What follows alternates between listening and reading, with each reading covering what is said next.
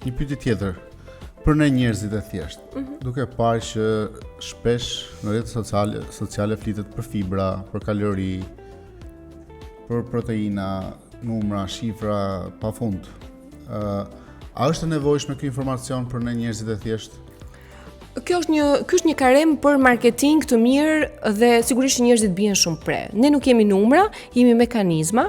Qeliza nuk përmban brenda një tabel numerike, po përmban një tërësi reaksionesh për të cilat duhet kemi kujdes, ushqimin që marrim, kohën kur e marrim, kombinimin që bëjmë përjashtë pra përtej kalorive, sepse më shumë e rëndësishme është kur ham dhe pastaj çfarë ham.